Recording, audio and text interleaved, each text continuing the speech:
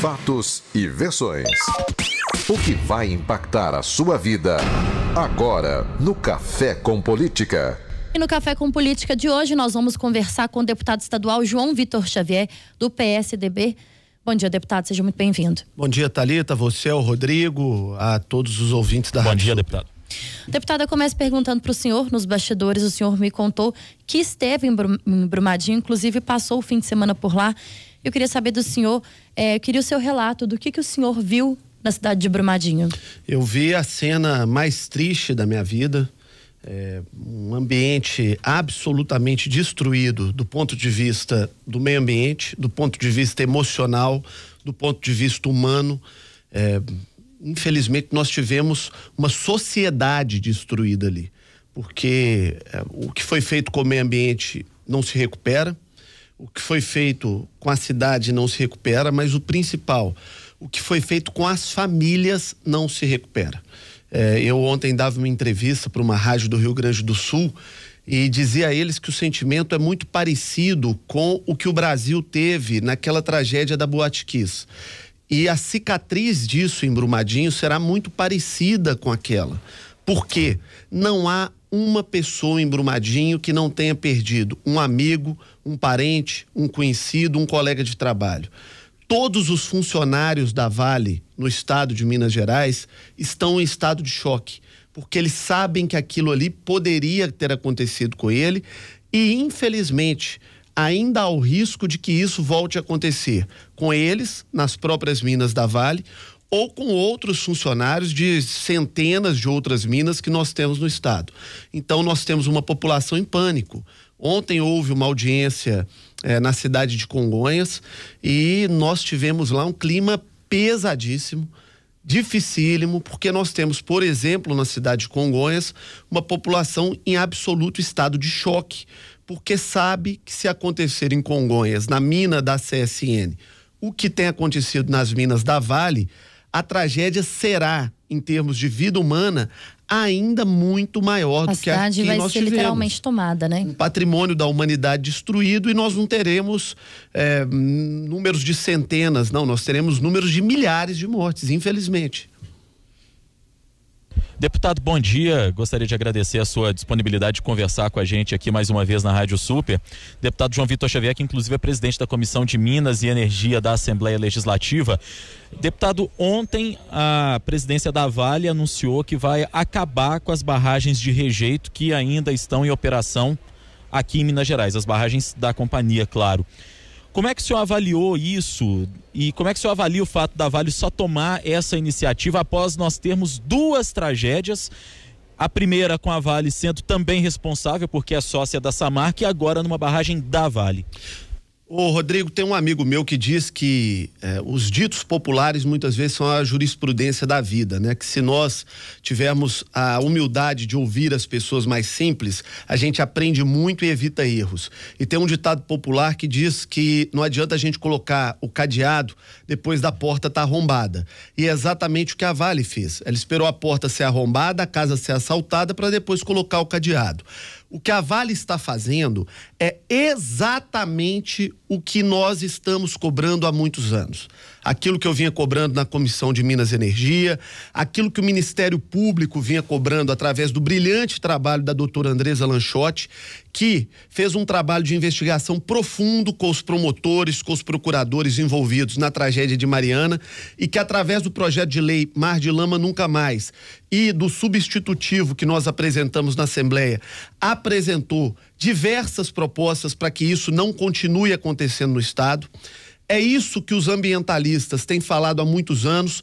Infelizmente, no Brasil, gente como a Teca, a Maria Tereza Corujo, que agora ficou muito conhecida e que foi a primeira pessoa que eu procurei quando fomos construir o nosso substitutivo, pessoas como ela são tratadas com descaso, com descrédito, com deboche por empresas desse tipo. Eu participei muito ativamente desse processo nos últimos anos. Nós fizemos um trabalho, Rodrigo, seríssimo com o IBAMA, com o Ministério Público, com mais de 52 ONGs, com o corpo técnico da Assembleia. Esse trabalho foi absolutamente desrespeitado pelas empresas, pelo setor mineral e por muitas pessoas do meio político, que infelizmente, pelos Rodrigo, próprios deputados. Por alguns, sim. Eu tenho que fazer o agradecimento a muitos que nos apoiaram, que infelizmente não puderam se manifestar porque o projeto não chegou ao plenário. Tenho que deixar aqui um agradecimento ao presidente da Assembleia, Adalclever Lopes, porque se não fosse pela coragem dele, eu não teria sequer assumido a presidência da Comissão de Minas e Energia. Eu tenho que agradecer, nesse caso também, a bancada do meu partido, que naquele momento peitou para que eu pudesse ter essa oportunidade de ser presidente, porque já tinha um veto há muitos anos do setor a minha presidência e a minha presença na presidência da comissão. O Adalclever teve coragem de me dar esse espaço e mais, ele teve a coragem de permitir que o projeto passasse em segundo turno pela comissão, porque se não fosse a coragem e a altivez do Adalclever naquele caso, eu sequer teria tido a oportunidade de apresentar esse projeto que foi construído com o Ministério Público, com o IBAMA, com o setor social e com o corpo técnico da Assembleia. Então, nós tivemos solidariedade de muita gente também, mas infelizmente o processo não avançou. Por que não avançou? Eu considero que preferiram ouvir os argumentos do setor minerário do que os argumentos da sociedade. As mineradoras criaram um discurso que é muito forte, mas que não é verdadeiro, de que o projeto inviabilizaria a atividade mineral no estado de Minas Gerais. No entanto, eles jamais sentaram à mesa para apresentar uma planilha, para dizer o seguinte: olha, estão aqui as planilhas, vocês, com as propostas que estão fazendo, vocês vão tirar tantos por cento do setor e sem esses tantos por cento, o setor se inviabiliza. E não é possível acreditar nesse argumento por uma coisa simples. A Vale tem o melhor minério do mundo. O minério da Vale é tão bom, mas tão bom, que ela se dá o luxo de pegar o minério de Carajás, que é o melhor minério do mundo, misturar com o minério de Minas Gerais, que hoje é um minério de menor qualidade, porque as nossas minas de excelente qualidade já foram todas mineradas no passado, criar um processo chamado Blend Brasil, que é uma mistura de minério, para vender no exterior. Então, ela, para vender o seu minério no que é utilizado no mercado mundial, ela piora o seu minério. Tamanha qualidade. Nós estamos falando de uma empresa que teve 40 bilhões de reais de lucro líquido. Lucro líquido. E que distribuiu para os seus acionistas 7 bilhões de reais no final do ano passado. Então, como que uma empresa que distribui 7 bi não pode tirar uma parcela disso para investir em tecnologia mais segura e parar de expor a vida das pessoas? O que a Vale está fazendo... São 5 bilhões apenas de investimento, deputado, para fazer isso, né? Exatamente. E aí, Rodrigo, é o que eu não consigo compreender. Eu sou um capial da roça, eu sou um jacu. Eu não tenho o conhecimento desses caras que, estudou em Harvard, Princeton. E como é que esses caras que estudaram nesses lugares todos não são capazes de entender que outro ditado popular, prevenir é muito melhor do que remediar? A Vale perdeu num dia 71 bilhões de valor de mercado na Bolsa. Isso é 15 vezes mais do que o que a Vale gastaria para implementar um processo mais moderno e mais seguro de mineração. E o que aconteceu com a Vale não impacta apenas na Vale, impacta em todo o setor mineral, porque todas as outras empresas de mineração também tiveram queda na Bolsa e também perderam dinheiro. Então, eu não consigo entender como que essas pessoas, com todos os seus diplomas de doutorado, de mestrado, de PhD, que são importantes, porque eu reconheço a importância do conhecimento, não estou falando isso aqui de maneira nenhuma para desprezar o conhecimento, mas pessoas que são tão gabaritadas no mercado não são capazes de entender isso, que o impacto... Tem uma coisa que não tem preço, que são as vidas perdidas e que são os destroços ambientais causados. Mas até do ponto de vista econômico, do ponto de vista do dinheiro, que é o que me parece a única coisa que move essa gente, nem do ponto de vista econômico o que eles fazem é inteligente. Porque se eles tivessem investido em segurança, em prevenção, em métodos mais modernos, como o que nós defendemos há muito tempo, eles não teriam sequer o impacto financeiro que eles tiveram. Então, eles estão atrasados no processo e eu tenho uma preocupação grande a respeito desse processo, porque ele tem que ser feito de maneira muito segura para que novas barragens não se rompam durante esse processo de esvaziamento das minas. porque eu tenho uma séria desconfiança de que esse processo foi deflagrado pela própria Vale, começando um processo de reexploração da mina. O que acontece hoje? Nós temos um modelo hoje de mineração que é feito para fazer os pellets de minério. Os pellets de minério são feitos com minério fino, que antigamente era descartado. Antigamente as minas usavam o minério grosso. Usavam o grosso e descartavam o fino. Então o que acontece? Todas essas barragens de rejeito antigas, elas estão lotadas de material que hoje é extremamente útil para a mineração. Então nós temos empresas especializadas em reminerar lavras e barragens já utilizadas no passado. Então isso pode ter sido um dos fatores para desencadear essa queda, porque a gente sabe que a Vale tinha interesse de reexplorar o minério que estava ali naquela barragem. Isso pode ter causado instabilidade na barragem e levado à queda. Isso precisa ser investigado pelo Ministério Público deputado, e até por comissões parlamentares de inquérito. Depois de tudo isso que a gente viveu, e a gente está agora começando na sexta-feira, depois de amanhã, dia 1º de fevereiro, uma nova legislatura na Assembleia Legislativa, o que pode ser feito do ponto legislativo para a gente tentar melhorar? Eu sei que houve a tentativa, enfim, o senhor destacou isso depois da tragédia lá em Mariana, agora a gente tem mais uma tragédia. O senhor acha que depois disso, será que a nossa Assembleia vai conseguir fazer alguma coisa, vai conseguir implementar alguma medida verdadeira para a gente mudar essa realidade? Ou não dá para ter esse tipo de otimismo com essa nova legislatura que está começando agora? Olha, Rodrigo, eu queria até antes de responder isso, colocar um ponto importante a respeito do processo que a Vale anunciou ontem. Em primeiro lugar, a Vale tem sim que esvaziar as suas barragens. Não só a Vale, mas como todas as outras mineradoras. Isso tem que ser um ponto de partida do processo minerário em Minas Gerais a partir de agora. Todas as barragens têm que ser esvaziadas, porque todas apresentam algum nível de risco de ruptura. Segundo ponto, a Vale tem que fazer a reconstituição ambiental dos ambientes degradados. Ela tem que fazer a recuperação ambiental desses ambientes. Terceiro ponto, a Vale não tem o direito de demitir um funcionário pelo impacto econômico causado por isso. A Vale, no último ano, havia escolhido uma política de demitir funcionários mais experientes, contratar funcionários mais jovens para cortar custo e aumentar o lucro. Os empregos têm que ser preservados porque essas pessoas vêm colocando sua vida em risco há anos para dar lucro à Vale. Então, no momento de incompetência da própria Vale, os funcionários mais simples, que é aquela turma do pé no barro na mina, essa turma não pode pagar a conta. Os empregos têm que ser preservados. Quarto ponto, a Vale tem que fazer a recuperação ambiental do Rio Doce de todas as cidades do seu entorno, do Rio Paraopeba de todas as cidades do seu entorno, começando por Mariana e por Brumadinho.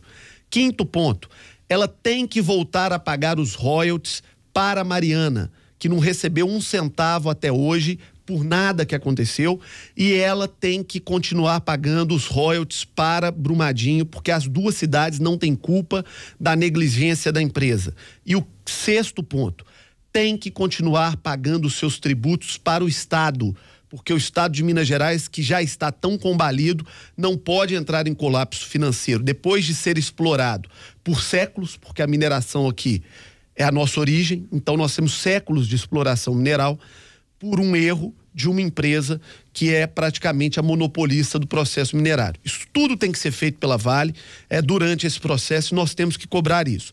E sobre o papel do Legislativo, eu quero dizer que eu estou confiante de que nós avançaremos nesse debate no processo legislativo. Eu fui procurado por muitos deputados nos últimos dias, deputados que renovaram seu mandato, deputados que estão entrando para o primeiro mandato, querendo somar esforços para que essa legislação mais rigorosa seja aprovada. Nós já reapresentamos o nosso projeto, ele está anexado a um projeto de lei que não resolve. Eu tenho visto o discurso em redes sociais de alguns deputados dizendo: não, nós já estávamos com um projeto construído. O projeto que estava tramitando na casa e que nós apresentamos um substitutivo era um projeto rejeitado pelo Ministério Público e rejeitado pelas entidades ambientais. Havia uma nota técnica do Ministério Público que entendia que esse projeto não atendia às necessidades da sociedade. Então, não podemos cometer o erro de continuar com falácias. O projeto que está tramitando hoje, aquele que havia sido aprovado em primeiro turno, ele não apresenta as normas de segurança necessárias.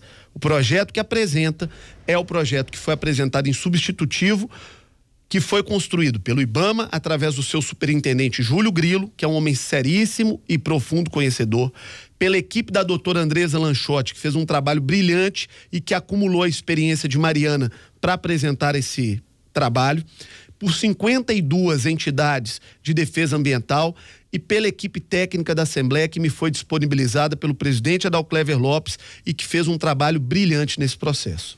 Nós estamos conversando com o deputado estadual. Você defende uma CPI, deputado?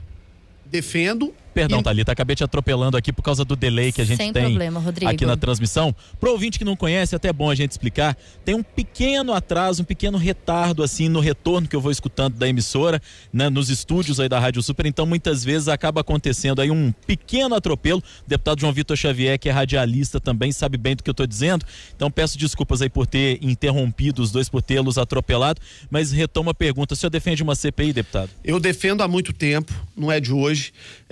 Logo após a tragédia de Mariana, tem um vídeo meu que está nas redes sociais, desde aquela época, em que eu dizia que os defensores do setor da mineração já se articulavam na casa para que nós não tivéssemos uma CPI e para que nós tivéssemos uma comissão extraordinária das barragens. Eu entendo que a CPI é um mecanismo muito mais efetivo, porque a CPI passa a ter poder de polícia, de investigação, de pedir quebra de sigilo, de pedir a convocação de suspeitos, de ter um espaço muito maior de investigação. Eu tenho essa defesa já há alguns anos e continuo com essa defesa. A Assembleia precisa fazer uma CPI. O deputado Sargento Rodrigues já está colhendo assinaturas, eu também já estou colhendo assinaturas. Ontem nós nos dedicamos a isso durante todo o dia e é importante que você que está nos ouvindo, que vai nos ler no jornal Tempo, que você peça ao seu deputado em quem você votou para que ele também apoie. Primeiro a CPI e também o projeto de lei de iniciativa popular que foi apresentado em substitutivo por nós, para que ele se torne lei no Estado e crie regras mais rigorosas. Deputado, muito tem se falado em fiscalização e hoje o jornal O Tempo e também nós da Rádio Super trouxemos aqui uma matéria até da nossa repórter Tatiana Lagoa, falando que mais de 70% das barragens de mineração do país não foram fiscalizadas pelo governo federal. E aí eu queria saber a opinião do senhor em relação a isso. O porquê dessa falta de fiscalização, principalmente depois, né, daquela tragédia em Mariana há 3 anos? Muitos fatores levam a isso. Eu me lembro que no meu primeiro mandato como deputado, eu fui relator na Assembleia de um projeto que criava a taxa de exploração mineral, que tinha o objetivo exatamente de recolher recursos através dessa taxa para a fiscalização do processo ambiental. Foi um projeto do governador Antônio Anastasia e eu quero relembrar um fato. Na época eu estive na sede da Vale no Rio de Janeiro, conversando com o então presidente da Vale, Dr. Murilo, e eu ouvi dele a seguinte frase: o senhor é um deputado daquela turma que é inimiga da mineração. Eu falei, mas por que o senhor está dizendo isso, doutor? Ele falou, não, porque você foi relator do projeto que nos impõe mais ônus e que vai dar prejuízo para a mineração. Então, é assim que, infelizmente, o setor minerário tem tratado as pessoas que querem discutir a questão, né? Esse projeto impactava, segundo ele, à época, em aproximadamente 600 milhões de reais para o setor minerário no estado. Qual que é o prejuízo que as tragédias que aconteceram após isso, porque as duas aconteceram após isso, causou ao próprio setor e a todo o estado de Minas Gerais? Infinitamente maior do que esse, que virou motivo de uma ADIM e que virou motivo de uma discussão judicial e que o Estado não tem dinheiro para fazer a fiscalização. O Estado está quebrado, falido, todos os órgãos do Estado hoje funcionam de maneira capenga, por falta de recursos. Os nossos bombeiros, os nossos policiais civis, militares, a turma da Defesa Civil, que está afundada na lama lá lutando para salvar vidas. Fazendo um trabalho belíssimo, para resgatar corpos, para que as famílias tenham a dignidade, ao menos, de enterrar os seus parentes. Essa turma heróica está trabalhando sem receber salário. Sem receber salário. São heróis. Então, essa é a realidade do estado de Minas Gerais hoje. Além disso, nos últimos anos, por essa precariedade financeira do estado, grandes quadros foram perdidos, porque as empresas sabem da capacidade dos profissionais formados no estado. E o poder financeiro da empresa hoje é maior do que o do estado. Então, dezenas de funcionários experientes nessa área foram contratados pela iniciativa privada e deixaram o estado. E, além disso, há uma teoria no Brasil de flexibilização do processo ambiental, como esse que foi implementado nos últimos anos, do qual eu sou contrário. Porque faz-se uma confusão no Brasil. O cara que quer montar um postinho de gasolina, ele tem mais dificuldade para um licenciamento ambiental do que a Vale para construir uma barragem com 20 milhões de metros cúbicos de rejeito. O cara que quer montar um abatedouro numa cidade como São Joaquim de Bicas, para matar uma vaca, 2 porcos por dia, esse cara vai ter mais dificuldade para ter a licença ambiental dele do que a Vale para fazer um alteamento de barragem. Então, no Brasil, a gente trava pequenos processos que seriam importantes e é leniente com processos que são enormes e que trazem enorme impacto. Então, muitos empresários têm razão quando falam da morosidade, que infelizmente só existe para o pequeno e para o médio empresário. Não existe para quem tem o dinheiro para pagar um corpo técnico como a Vale tem, por exemplo. Então, essa é uma discussão profunda e que tem que ser feita no Brasil. Desburocratizar o que não traz impacto para a sociedade e ser duro com questões que de fato impactam a sociedade. Muito bem, conversamos com o deputado estadual João Vitor Xavier, do PSDB. Eu queria agradecer a presença do senhor. A entrevista seja sempre muito bem-vindo aqui à Rádio Super. Muito obrigado, Thalita. Muito obrigado, Rodrigo. É preciso que a sociedade mineira continue atenta, continue fiscalizando, para que não aconteça o que eu avisava em 2015, para que não caia tudo no esquecimento, para que não passe o luto e que daqui a pouco outra tragédia como essa se repita, porque temos 432 minas desse modelo no estado e todas têm um potencial de risco e outras como essa, infelizmente, vão acontecer no nosso estado.